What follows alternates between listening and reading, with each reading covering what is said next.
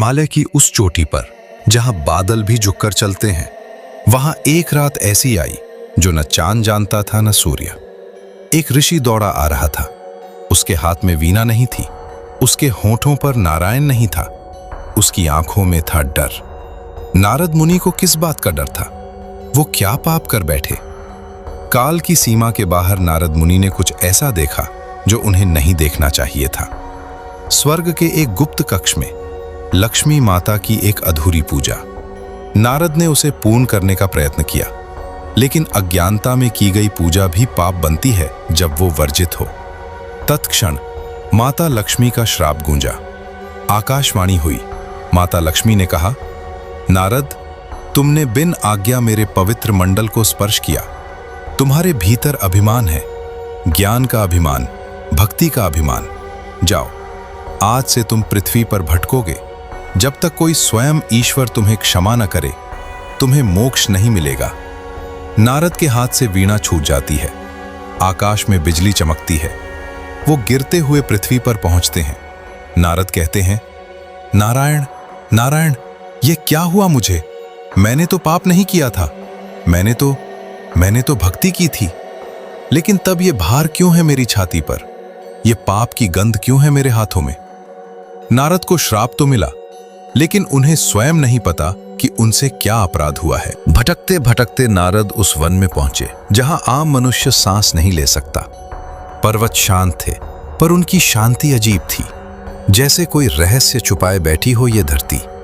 तभी नारद को दिखा एक विशाल बद्री वृक्ष, जिसके नीचे कोई ध्यान में बैठा है। वो आकृति मनुष्य की नहीं थी। शरीर पर सिंह का चेहरा, मानव देह में नरसिंह। लेकिन नरसिंह यहां क्यों? उनका क्रोध तो शांत हो चुका था। तो ये तपस्या किस अपराध का प्रायश्चित है? प्रभु नरसिंह, आप यहां वैकुंठ छोड़कर इस हिमशृंग पर? क्या भूमि पर कोई संकट आया है? नरसिंह की आंखें खुलती हैं। उनमें न क्रोध है न प्रेम, केवल एक गहरी अजीब शांति। नारद, तुम आए। मुझे पता था तुम आओगे। प्रश्न ये है, क्या तुम सच सुनने को तैयार हो? नरसिंह जानते थे कि नारद आएंगे। ये संयोग नहीं, ये योजना थी। नारद, हिरण्यकश्यप को मैंने मारा, प्रहलाद की रक्षा की, लेकिन उस रक्त की एक बूंद एक निर्दोष जीव पर पड़ी। वो जीव एक विप्र था। उसे मेरे क्रोध की आग ने भस्म कर दिया। मैं अनजाने में हत्यारा बन गया। नरसिंह, साक्षात विष्णु के अवतार, पाप से ग्रसित? ये कैसे संभव है? क्या ईश्वर भी पाप का बोझ उठाते हैं, या ये कोई और ही रहस्य है? प्रभु, आप तो ईश्वर हैं, आपको पाप कैसे लग सकता है? आप तो स्वयं पाप नाशक हैं। नारद, ईश्वर होना और न्याय की सीमाओं से बाहर होना, ये दो अलग बातें हैं। मैं इसीलिए यहां हूं, प्रायश्चित करने। इस स्थान पर जहां स्वयं बद्री भगवान विराजते हैं, यही एकमात्र क्षेत्र है जहां पाप, चाहे देव का हो या दानव का, गल जाता है। बद्रीनाथ धाम ये केवल मनुष्यों के पाप मुक्ति का स्थान नहीं, ये देवताओं के प्रायश्चित का क्षेत्र भी है। यहाँ की भूमि में एक शक्ति है जो ब्रह्मांड की सबसे बड़ी अदालत है। नारद, तुम्हें पता है तुम्हारा पाप क्या है? मैंने माता लक्ष्मी के मंडल को स्पर्श किया, पर मेरा मन निर्मल था। मेरा इरादा पूजा का था। नहीं, तुम्हारा असली पाप वो नहीं था। तुम्हारा असली पाप था वर्षों पहले, जब तुमने एक गृहस्थ को उसकी पत्नी और बच्चों से अलग कर दिया था। तुमने उसे वैराग्य का उपदेश दिया, बिना उसके परिवार की चिंता किए। उस गृहस्थ के बच्चे भूखे मरे, पत्नी ने प्राण त्यागे। नारद, तुम्हारे शब्दों ने 3 जीवन नष्ट किए। सन्नाटा। नारद को याद आया, वो गृहस्थ, वो उपदेश, वो बिछड़ना। वो अपनी ही भक्ति के नशे में इतने अंधे थे कि उन्होंने एक पूरे परिवार को तोड़ दिया और जाना ही नहीं। नारद के घुटने टूट जाते हैं, वो धरती पर गिर पड़ते हैं। उनकी आंखों से अश्रु जो कभी किसी ऋषि की आंख से नहीं गिरे। नारद, मैं नहीं जानता था। मैं तो ईश्वर का मार्ग दिखा रहा था, लेकिन मेरी भक्ति, क्या वो अहंकार थी? क्या मैं इतना बड़ा पापी हूं?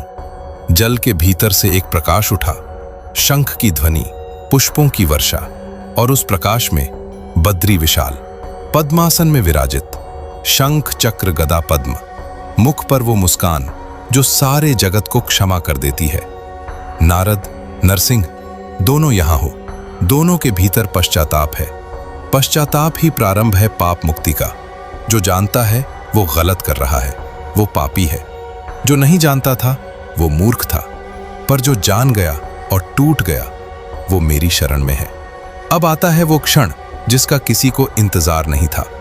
भगवान नरसिंह की ओर मुड़ते हैं और कहते हैं वो बात जो नरसिंह को सैकड़ों वर्षों से नहीं पता थी।